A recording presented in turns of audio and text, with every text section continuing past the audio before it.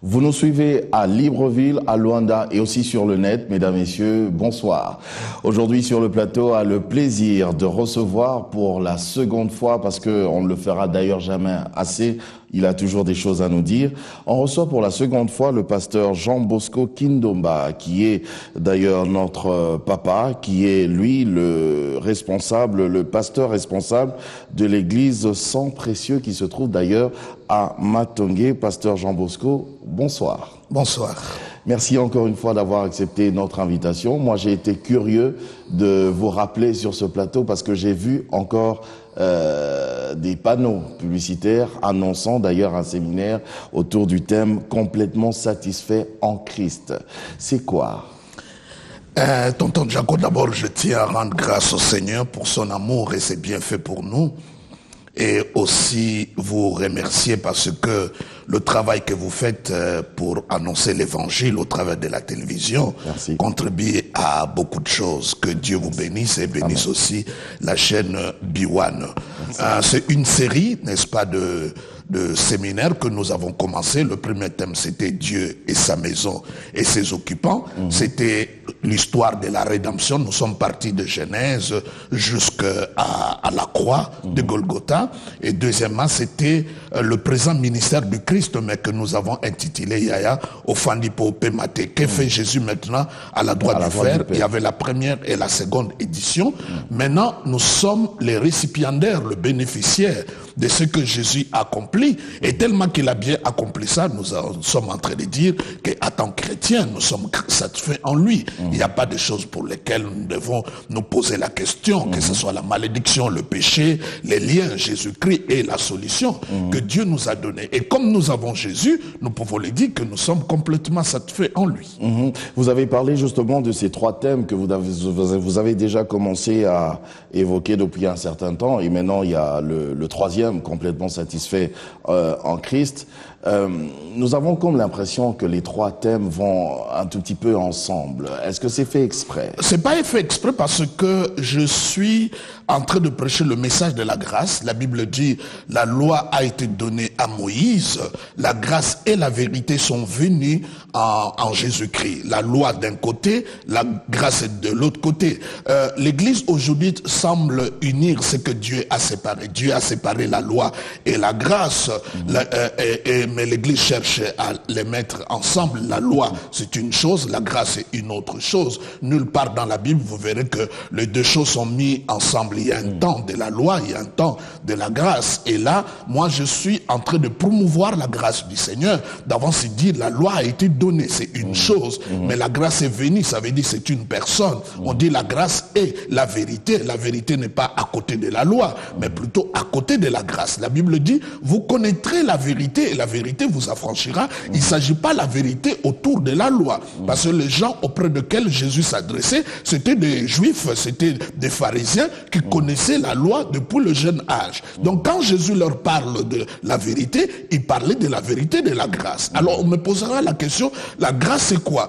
La grâce, ce n'est pas... Déjà, la loi c'est quoi? La loi, c'est ce que Dieu a donné à Moïse lorsqu'il voulait faire une alliance avec eux au mont de Sinaï. Donc c'est là que nous devons arriver à enlever la confusion que des gens comme Abraham n'ont pas vécu dans l'ancienne alliance. Abraham a vécu dans l'ancien testament, pas dans l'ancienne alliance. Quand nous parlons, quand nous parlons des 10 commandements par exemple, ça fait partie de la loi? Ça c'est la loi et ça ne concerne pas le 10 commandements.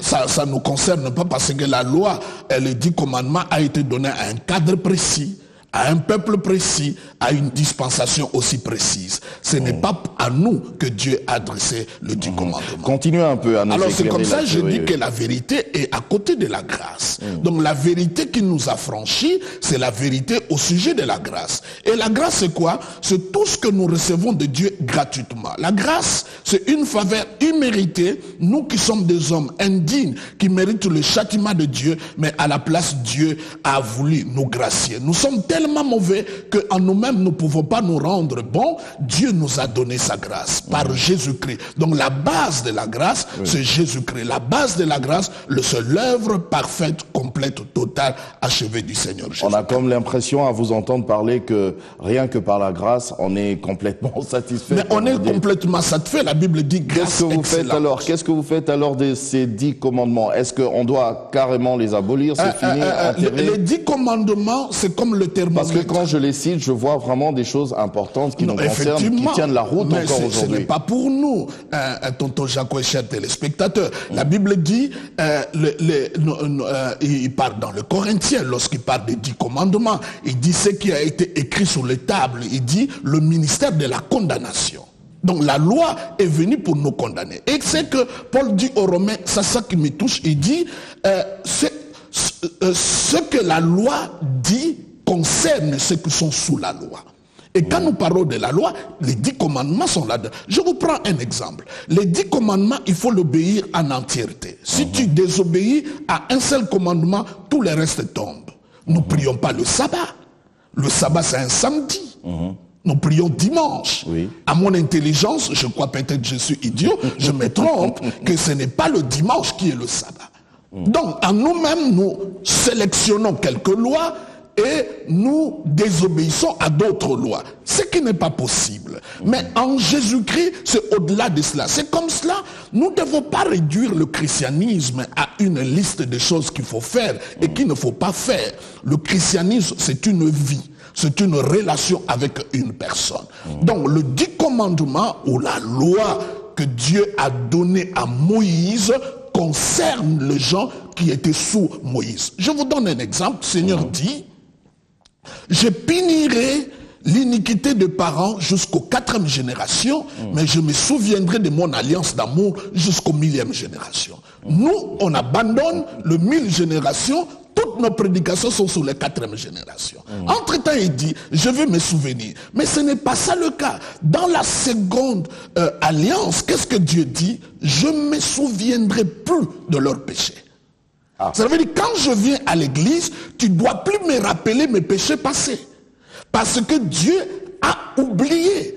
Par le sang de Jésus, tout a été effacé. C'est comme ça la Bible dit, si quelqu'un est en Christ, c'est une nouvelle créature. Cela veut dire qu'il n'a jamais existé. Oui. La Bible dit, nous sommes nés de Dieu. Les enfants qui sont nés aujourd'hui n'ont pas de passé. Le bébé qui vient de naître maintenant dans la maternité, il n'a pas de passé. Ça veut dire que quand nous sommes nés de Dieu, nous n'avons plus de passé.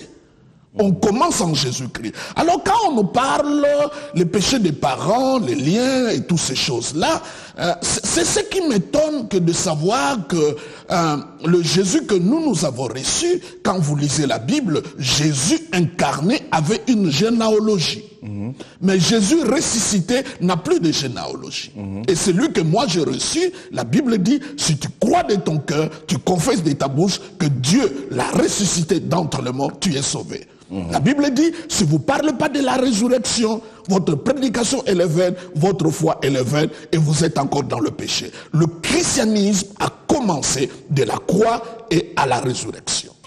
J'aimerais que vous puissiez quand même nous éclairer là-dessus, parce que parmi ceux qui nous suivent, il n'y a pas que les chrétiens, il y a aussi des non-chrétiens qui nous suivent, mais qui aimeraient bien se sentir convaincus. Voilà. Alors, vous avez parlé de la loi. Moi, je vous ai parlé des 10 commandements de Moïse, et je vous ai dit que ces 10 commandements tiennent la route, certains, jusqu'aujourd'hui. Non, ce n'est pas le 10 commandements ne nous concerne pas. Alors, c'est là que se trouve la difficulté, parce que malheureusement ou heureusement, quand on lit ces 10 commandements, on retrouve des choses vraies qui doivent être respectées. Mais Dieu a mis, dans la nouvelle alliance, il a mis ses lois dans votre cœur. Le 10 commandements agit à partir de l'extérieur pour t'influencer à l'intérieur. Mais en Jésus-Christ, la loi de Dieu est à l'intérieur. On appelle ça la loi de l'esprit, la loi de la grâce, qui influence l'extérieur. C'est différent. Il y a la loi morale qui est dans notre pays, le tribunal, le juge, tout cela, c'est normal, même dans nos familles. Mais la loi spirituelle, qu'est-ce que la Bible dit? Jésus, qu'est-ce qu'il a dit? Je ne suis pas venu abolir, mais faire quoi? Accomplir. Et quand il arrive à la croix, qu'est-ce qu'il dit? Tout est accompli. Donc tout ce que la loi exigeait, Jésus-Christ l'accomplit en lui. Cela veut dire, là où les enfants d'Israël se sont arrêtés, nous, Église, nous avons commencé. Et qu'est-ce que la Bible dit dans Romains chapitre 5, verset 20? Jésus-Christ, la fin de la loi. Est-ce que quelque part vous voulez nous dire ou confirmer que tous ceux maintenant, puisque lui a dit que tout est accompli, tous ceux qui s'attachent à lui sont aussi comme s'ils avaient déjà tout accompli avec lui? Effectivement, parce que l'œuvre du Christ, si Jésus-Christ n'avait pas tout été accompli, le Père n'allait pas le faire asseoir. C'est comme ça, je dis, nous sommes complètement satisfaits en Christ. Pourquoi? Parce que Dieu lui-même, si aujourd'hui, tonton Jacob prend le temps d'interviewer Dieu, est-ce que tu es satisfait de ce que Christ a fait pour tonton Jacob, pour Jean Bosco, pour Sylvie, pour Antoinette? Dieu dira, de tout ce qu'il a fait, je suis satisfait. Alors je vous pose la question. Si lui, Père, parfait dans ses perfections, illimité dans tout ce qu'il est satisfait de l'œuvre de son Fils, comment moi, je ose dire, Jésus-Christ est mort, ressuscité, mais c'est pas possible. Mais j'ai mes péchés, mais j'ai mes faiblesses, mais j'ai cette chair, mais c'est compliqué. Mais la solution est là. Je vous donne, quand vous allez à l'OMS, l'Organisation mondiale de la santé, les maladies qui ont trouvé des médicaments, on n'étudie plus ces maladies. On étudie à améliorer le médicament et le vaccin. Par exemple, rougeole, variole, ce sont des maladies qui ont dissémé dans le siècle passé. Mais aujourd'hui, on n'étudie plus ça. Parce qu'ils ont trouvé la solution. Alors je vous pose la question aux téléspectateurs, est-ce qu'il y a la solution pour le péché? Oui. Comment il s'appelle? Jésus. Il s'est fait péché pour nous. Est-ce qu'il y a la solution pour la malédiction? Oui. Comment il s'appelle? Jésus. Il s'est fait malédiction pour nous. Est-ce qu'il y a le péché pour le châtiment? Oui. Le châtiment qui nous donne la paix est tombé sur lui. Donc je n'ai pas le temps d'étudier la maladie parce qu'on a déjà trouvé le vaccin. Je dois chercher à l'améliorer. Améliorer et à le connaître. La Bible dit, plus que nous les connaissons, nous sommes transformés à son image. Et c'est ce qui me choque aujourd'hui à l'église. On n'amène pas les gens vers Christ. La Bible dit, afin que toute pensée soit captive. En quoi? On ne dit pas à l'obéissance à Christ, on dit à l'obéissance de Christ. Le A et le 2, c'est différent. À Christ, ça veut dire être soumis à lui. Mais on dit de Christ, ça veut dire l'obéissance que Jésus-Christ a accomplie à son Père. Et qu'est-ce qu'il a fait? Il est mort sur la croix. Donc, ma pensée ne doit pas aller vers le démon, vers le sorcier. Ma pensée doit aller vers ce que lui, il a fait. Lorsque Pierre avait le regard sur Jésus, il est devenu comme Jésus. Il a marché sur l'eau comme Jésus. Et d'avance, quand nous lisons ces versets, ces textes, beaucoup de gens se trompent. Ils croient que la raison de ces textes-là, que Pierre marche sur l'eau. Non, non. Il dit, si c'est toi, dis-moi de venir vers toi. Donc la raison pour laquelle il a marché sur l'eau, parce qu'il allait vers Christ. Quand nous y allons vers lui, c'est comme ça qu'on peut marcher sur l'eau. Mais quand même, avoir un thème de ce genre complètement, vous avez dit, complètement satisfait en Christ. C'est pas un peu prétentieux? Tonton Jacob, qu'est-ce que vous faites de ces versets? Nous avons tout pleinement en Christ. Qu'est-ce qu'on fait de ces versets? Celui qui est en nous est plus fort que dans le monde. Qu'est-ce qu'on se fait de ce verset? 1000 tombent à ta gauche, 10 000 à ta droite, tu ne seras pas atteint. Qu'est-ce qu'on fait de ce verset? L'Éternel est mon berger, je ne manquerai plus de rien. Qu'est-ce qu'on fait de ce verset? Il nous a délivrés, il nous a transformés, il nous a placés dans le royaume de son Fils des Lumières. Qu'est-ce qu'on fait de ce verset? Rien ne pourra nous séparer de l'amour du Christ. Qu'est-ce qu'on fait de ce verset? Quelqu'un dirait, ce ne sont que des mots. C'est pas des mots, c'est la parole de Dieu. Ce sont des faits. Et c'est ça qui me choque. Les gens vont vers les expériences pour expliquer la parole. Non, non, c'est la parole qui doit avoir la primauté, la seigneurie surtout. Lorsque une expérience contredit la parole, ça veut dire que vous avez mal interprété l'expérience, mais la parole, elle reste intangible, on ne peut pas le toucher. On ne peut pas le toucher. Ce que lui, il a dit, vous savez ce que Jésus dit, j'aime bien, il parle du diable, il dit, pour la première fois que je parle de lui, durant cette émission, parce qu'en fait, le diable, c'est un roublard. Tu sais, le diable, son péché, c'est l'orgueil. Pourquoi Dieu l'a jeté, c'est l'orgueil. Et un orgueilleux aime qu'on parle trop de lui. Ah oui. Même pour les choses qui ne concernent pas, il dit, c'est moi. Quelqu'un qui ne va pas à l'école, il a échoué, on dit, ce sont les démons de l'échec. Quelqu'un qui n'a pas un bon pinot et le pinot se crève, on dit démon de crevaison. Donc le diable est content lorsqu'on parle trop de lui parce que par nature il est orgueilleux. Mais nous ne voulons pas parler de lui. Nous parlons du Christ parce que le diable c'est un ennemi vaincu, complètement vaincu. Et nous y croyons à cela fermement. Est-ce que la tête du serpent a été écrasée? Oui. Qu'est-ce que Jésus dit? J'aime bien cela. Il dit, Jésus-Christ, quand il est à la croix, tonton Jaco, il a effacé, il a cloué les actes et les ordonnances qui nous condamnent. Et parmi cela, il y a le 10 commandements. Les actes et les ordonnances qui nous condamnent. C'est ce que la Bible dit. Voici les conséquences de ce verset. Il dit, il a dépouillé les dominations.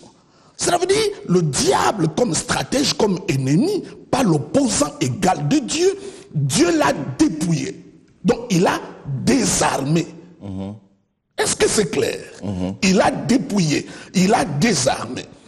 Mais qu'est-ce qui se passe? Lorsque vous rétablissez la loi que Jésus-Christ a crucifiée, a clouée à la croix, vous réarmez le diable. C'est comme ça, quand vous allez sur les terrains de l'hérédité, quand vous allez sur les terrains de l'autel, vous donnez les armes au diable. Pourtant, ce sont des réalités. Mais ce sont des réalités par ignorance. Il ne faut jamais croire parce que tu dors et que tu es ignorant de ce qui se passe que la vie s'arrête. Je vous ai toujours dit, quelqu'un qui est en prison, tonton Jaco, à qui on a donné une grâce présentielle, mais il n'est pas au courant qu'il a été gracieux. Il ne va pas sortir de la prison. Oui. Ce n'est pas pour autant qu'il n'est pas gracié. Nous sommes délivrés, mais par ignorance, par un problème de révélation de l'information, nous y restons. Je ne parle pas de païens, je parle de chrétiens. Et quand je parle de la grâce ne peut être obtenue que par la foi. La grâce, c'est le côté, parce que quand nous parlons de la grâce, il ne s'agit pas de donner seulement des mots génériques, grâce, grâce et chanter. La grâce nous pointe le doigt vers Christ et vers l'œuvre du Christ. Lorsque le doigt est pointé vers les œuvres, 40 jours de jeûne, 100 jours de jeûne, j'ai dormi la poitrine par terre, je suis allé en retraite à la montagne, vous pointez le doigt aux œuvres, ce n'est plus la grâce, ça devient une récompense. Mais là, finalement, à vous entendre parler, on risquerait d'avoir, je dirais, des chrétiens paresseux, qui ne savent pas jeûner, qui ne savent pas prier, qui ne savent pas se retirer un petit peu. Mais pas paresseux, parce que je vous ai dit, la loi, l'ancienne alliance, a été donnée comme un thermomètre. Vous êtes malade, vous avez la fièvre, vous allez à l'hôpital, on vous met le thermomètre. Mais le thermomètre vous dit, vous avez 40 degrés de fièvre. Vous n'allez pas avaler le thermomètre. Ça vous pointe vers le médicament. La loi est venue à montrer comment nous sommes dépravés pour nous dire, voici le médicament, c'est Christ. Vous voyez le but de la loi. Je crois à la loi. La loi, elle est bonne, mais elle ne rend pas bon. La loi est parfaite, mais elle ne purifie pas. La loi est pure, mais la loi ne purifie pas. La loi ne rend pas parfait. Mais je crois que Dieu a donné la loi pour nous montrer vers Christ. Et quand la loi est venue, on a compris que par nous-mêmes, nous ne pouvons, aucune personne ne pouvait. C'est comme ça, vous voyez, quand Dieu rencontre Moïse, il lui donne la loi. À côté de la loi, il lui donne le tabernacle.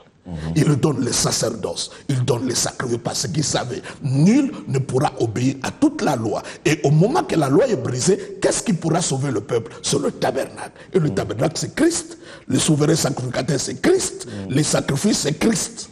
Tout est en lui. Jésus-Christ, c'est la somme de toutes choses. Donc, quand je parle de jeûner et prier, moi je jeûne, je prie, je vais en retraite, mais je ne vais pas sous les mêmes raisons que j'avais autrefois. Qu'est-ce que la Bible dit? Oui. Non, maintenant je jeûne et je prie, pas pour recevoir quelque chose. Ce sont des moments d'intimité que j'assure avec Dieu. Par exemple, vous êtes trop occupé, vous travaillez beaucoup et vous n'avez pas de bons moments avec votre femme. Vous entrez toujours tard, tu dis, chérie, je prends des vacances, j'aimerais bien que nous restons seuls. Donc je prends des moments de jeûne et de prière, c'est comme des vacances pour mon Seigneur, parce que je n'ai pas assez de temps de parler avec lui. Donc c'est ça la raison. Donc là où il y a les œuvres, il n'y a pas la foi. Là c'est par rapport à la retraite. Mais par rapport aux jeunes, par exemple. Même le jeune. Quelqu'un m'avait dit que le jeûne, c'est une façon aussi de contraindre Dieu à faire ce que vous avez demandé. Oui. Vous parlez de Dieu. Oui. On peut les contraindre. On parle de Dieu, notre Père. On parle de Dieu qui est notre Père. Mais papa, on ne les contraint pas. Et moi, l'enfant, le fils, je dis, je vais pas manger, je boude. Non. Parce que papa, il va chercher à savoir, mais pourquoi mon fils boude? Un enfant qui boude n'a pas grandi. ça c'est là où se retrouve le problème de l'âge spirituel. Quand on a grandi, on ne boude pas. On participe même à ce que papa est en train de faire. La plus grande révélation que nous avons lorsque nous parlons de la grâce, c'est que Dieu est notre Père. Vous le voyez sous la loi. Moïse, Dieu lui dit, non, enlève tes chaussures, passez l'endroit où tu te trouvais saint. L'enfant prodigue retourne à la maison. Le père dit, faites-le porter des chaussures parce qu'il mérite d'être là. Ça, c'est la grâce. La loi dit, tu ne peux pas toucher l'impur, sinon tu deviens impur. Mais quand la grâce est venue, la grâce a touché l'impur et l'impur est devenu pur. La loi était là. La loi a touché la queue du serpent au désert. Mais quand la grâce est venue, la grâce a écrasé la tête du serpent. Lorsque la loi a été donnée, 3000 personnes sont mortes. Lorsque la grâce est venue, 3000 personnes sont converties le jour de la Pentecôte. Lorsque la loi est venue, il a changé l'eau en sang. C'est l'image de la mort. Mais lorsque la grâce est venue, il a changé l'eau en vin. C'est l'image de la célébration. Quand vous nous parlez de la grâce, là, la grâce, elle est venue quand, finalement? Pendant que Jésus était déjà sur terre, pendant qu'il était déjà avec sa famille, je peux dire, pas biologique, mais sa famille humaine, ou pendant qu'il était déjà en train de faire des miracles, ou bien la grâce est venue juste après qu'il se soit donné sur la croix. Tonton Jaco, la première fois le mot grâce est utilisé, c'est Noé. Il dit Noé trouva grâce aux yeux de l'Éternel. Ok? Alors, si cette phrase-là n'existe pas, on te dit, qu'est-ce qui a fait que Noé soit différent de ses contemporains? On allait dire, il a construit les bateaux, il a fait... Non, Dieu résume ça. Si c'est distingué des autres, c'est parce qu'il a trouvé grâce à mes yeux. Ça, c'est la première fois, c'est la loi, n'est-ce pas, de la première mention. C'est la première fois qu'on utilise le mot grâce. Mais la grâce dans l'ancien, les personnes comme Rahab, qui était prostituée, qui est devenue l'un des ancêtres du Christ, c'est la grâce. Parce qu'ils n'avaient pas la loi, ils n'étaient pas peuple juif. Vous parlez de Ruth, on parle de beaucoup de gens. La grâce, dans l'Ancien Testament et dans l'Ancienne Alliance, elle est sélective. Mais quand Jésus est mort sur la croix, il a rendu la grâce disponible à tous. Les gens ne sont à tous, vraiment tous sans exception, car Dieu qui ont cru a tant en lui. aimé le monde qu'il a donné. Quand on donne, c'est toi qui dois recevoir. Si les gens sont sales aujourd'hui, c'est pas parce qu'il n'y a pas le savon. C'est parce qu'ils ne veulent pas utiliser le savon. Donc, si vous n'appliquez pas ce que Christ a fait, vous allez rester comme ça. La foi est très importante parce que c'est la seule réponse que nous pouvons donner à Dieu. Ce n'est pas le jeûne, ce n'est pas la prière, ce n'est pas tout ce... Je vois par exemple aujourd'hui les gens, nous aurons aujourd'hui de fortes prières. Donc, leur accent c'est sur la prière, pas sur l'œuvre du Christ. Ce n'est pas la prière qui est forte, c'est Christ qui est fort, c'est son œuvre qui est forte, c'est le nom de Jésus qui est fort. Est-ce que Christ qui est fort ne veut-il pas voir aussi nos actions assez fortes, les actions de ces personnes qui le cherchent? Mais prenez les pharisiens, lorsqu'ils se présentent à Dieu, qu'est-ce qu'il dit? Je jeûne 3 fois la semaine. Ils priaient à haute voix devant tout le monde. C'est glorieux. Je donne mon aumône, je donne mes offrandes, je paye ma dîme. Qu'est-ce que tu peux le reprocher, le pharisien? C'est ce qu'il faisait. La Bible dit, ne soyez pas comme des hypocrites qui font de longues prières. Donc la Bible même nous montre l'endroit où les hypocrites se cachent, c'est de longues prières. Ah non, là, alors, pasteur... Mais nous lisons la Bible. La Bible dit, ne soyez pas comme des hypocrites qui font de longues prières. Donc ça veut dire, les hypocrites, vous pouvez les trouver là où il y a de longues prières. Je ne dis pas toutes les personnes qui font de longues prières sont des hypocrites. D'accord. Non, mais l'endroit où tu peux trouver des hypocrites se cacher, ce sont des longues prières. De longues prières. Nous sommes complètement satisfaits en Christ.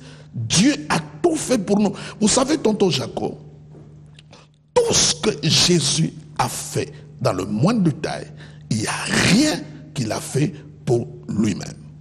Et l'impression que j'ai, c'est comme Dieu a investi 1 milliard et notre vie reflète $1. L'investissement de Dieu est tellement grand.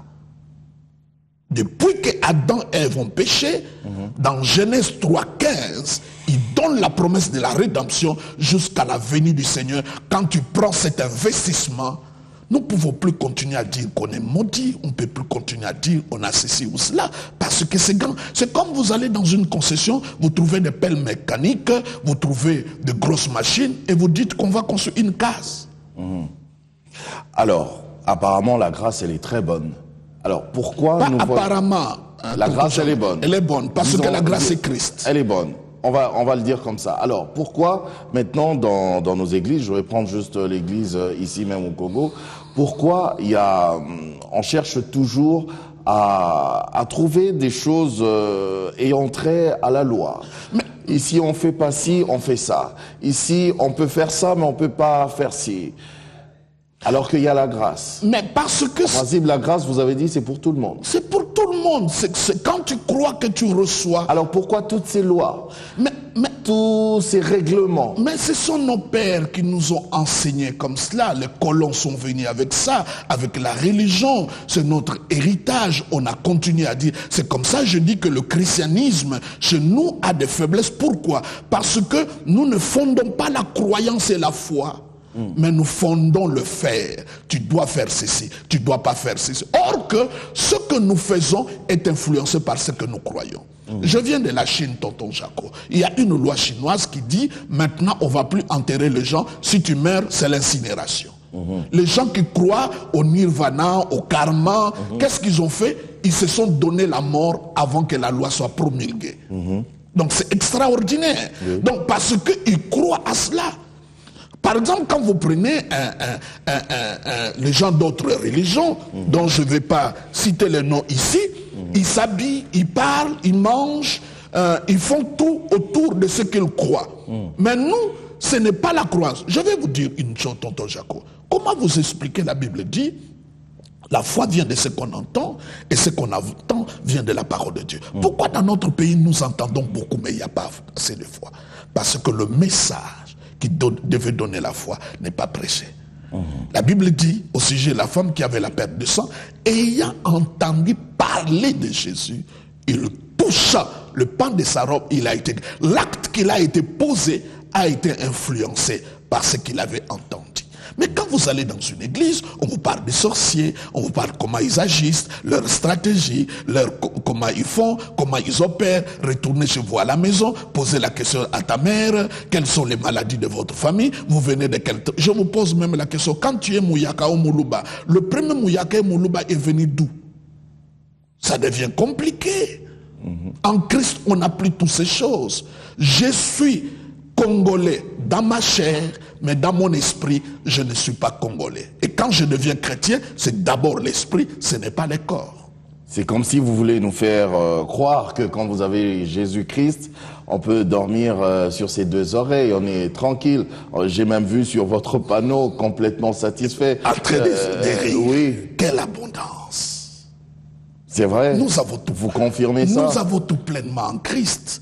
Vous savez, la démarche, c'est quoi en fait? Tout ce que nous avons acquis sur le plan spirituel, si nous voulons nous voulons changer ça sur le plan matériel et tangible, c'est là où la foi intervient. Et c'est là la Bible parle du combat de la foi. Pas le combat spirituel, quoique le combat est spirituel, mais la cible, c'est la foi. Le diable attaque la foi. C'est la foi qui nous permet de prendre ce qui est légal et de le rendre vital par la proclamation. Parce que nous pouvons être tous des chrétiens, nous croyons au même Dieu, mais nous ne croyons pas la même chose sur le même Dieu et nous ne confessons pas la même chose. Tu ne peux pas me dire, regarde tel frère, il priait, ce qui lui est arrivé. Est-ce que nous confessons les mêmes choses? La Bible dit, la vie et la mort sont au pouvoir de la langue. Peut-être lui il est chrétien, mais sa parole ne collabore pas avec ce que Dieu dit. Mais la Bible ne dit-elle pas aussi que Dieu fait grâce à qui il veut? Oui, ça, il faut le prendre dans le contexte, comme je suivais un prédicateur qui dit... Parce que la grâce, elle est disponible, mais en même temps, lui, il fait grâce à qui il veut. Mais ça, c'était dans le domaine du ministère. Il faut toujours mettre ça dans le cadre. C'est comme ça, quand tu lis Proverbe, il dit, la grâce, elle est vaine. Ce n'est pas la grâce du salut. La Bible dit, nous sommes sauvés par la grâce au moyen de la foi. Si la chose la plus importante, le salut, Dieu me l'a donné sans jeûne et sans prière, je ne peux pas penser pour me marier. Il faut jeûner et prier. Je vous donne un exemple. On a deux personnes qui sont des chrétiens, qui reconnaissent tout le bienfait qu'on retrouve autour de la grâce, autour de cette vie en Jésus-Christ. Ils sont complètement satisfaits, pleinement satisfaits d'ailleurs en Jésus-Christ. Ces deux personnes-là commettent un même cas d'accident de voiture. Il y en a une qui meurt et l'autre qui ressort de cet accident sain et sauf. Tonton Jacob, qu'est-ce que vous allez dire de ça? Je ne sais pas répondre à cette question parce que justement, je ne connais pas. Ben voilà, mais c'est pas parce que aussi Dieu il fait grâce à qui il veut. Non, je connais pas. Je peux pas répondre. Ça sera prétentieux de ma part de comprendre ce qui s'est passé. Je connais pas tout. Ce que je ne connais pas, je connais pas. Mais là, depuis que je vous parle sur la base des Écritures. Mais vous m'amenez sur les expériences qui varient d'un endroit à l'autre, d'une personne à l'autre. Mais restons dans l'arène de la parole. Mais en même temps, la parole l'emmenait dans la vie réelle. Mais dans la vie réelle, c'est ce qu'il nous dit. Tu peux vivre une vie pleinement en lui. Je vous pose la question, tonton Jacob. Même vous, depuis que vous êtes né, les jours que vous êtes resté sans manger et que vous avez mangé, quels sont les jours les plus nombreux? Manger, oui. Les jours où vous êtes resté sans vous habiller, vous étiez nus, je crois que vous êtes toujours. Les jours où vous êtes souvent resté malade ou en bonne santé. Vous voyez, même dans le naturel, le mal ne domine pas le bien. Ceux qui sont nés aujourd'hui sont plus nombreux que ceux qu'on va enterrer. Les voitures qui sont sorties des maisons et ceux qui vont rentrer, il y a moins qui feront des accidents. Même dans le naturel, le mal ne domine pas le bien. Donc je peux rester à l'aise. C'est comme ça la Bible dit, quand il parle d'Éphésiens, il dit, portez les armes spirituelles afin que vous tenez ferme. On dit, vous êtes déjà debout, Dieu vous donne des armes pour tenir ferme. Pourquoi tenir ferme? Pour les jours mauvais. Le jour au singulier, pas au pluriel. Le au singulier. Mais quand il s'agit de la grâce, il dit année de grâce. Quand il s'agit de la grâce du bonheur, il dit le bonheur et la grâce m'accompagneront tous les jours. Quand il s'agit de jour mauvais, le jour au singulier. Alors, quand vous parlez justement de ce bonheur et de cette grâce qui va m'accompagner tous les jours de ma vie, et vous parlez de ce jour, le jour mauvais, est-ce que ce jour mauvais ne peut pas aussi arriver pendant que la grâce m'accompagne? Lorsque Goliath s'est tenu devant David, c'était le jour mauvais. Mais ce jour mauvais, c'était une opportunité de grâce pour David. Tout ce qui nous arrive, ce sont des propulseurs de Dieu pour manifester sa grâce. La Bible dit, tout ce que Dieu fait, c'est pour la gloire et à la louange de sa grâce. À la gloire, à la louange de sa grâce. Écoute ce que la Bible dit. Il dit, si par une seule personne, le péché a régné, combien à plus forte raison, nous qui recevons l'abondance de la grâce, le don de la justice, ne régneront-ils pas dans cette vie en Christ? Ça veut dire, si le diable ne veut pas que tu règnes, c'est Romains chapitre 5 verset 17. Qu'est-ce qu'il fera, tonton Jacob? Il va attaquer la grâce et il va attaquer la justice. C'est comme ça l'église ne parle pas de la grâce, ne parle pas de la justice, et c'est comme ça que nous ne régnons pas. Si nous voulons régner, il faut l'abondance de la grâce et le don. La grâce est une faveur, la justice c'est un don, c'est un cadeau. C'est quelque chose pour lequel tu peux ni le gagner, ni l'obtenir en travaillant, ni une récompense. C'est un don que Dieu te donne. Est-ce que vous reconnaissez en même temps que tous les pasteurs, tous les hommes de Dieu, allais-je dire, ne peuvent pas parler de la même chose? Chacun a sa spécialité, chacun a on va dire, sa vision. La grâce, ce n'est pas une spécialité, c'est la bonne nouvelle. La Bible dit, si vous ne prêchez pas la bonne nouvelle, vous prêchez quoi?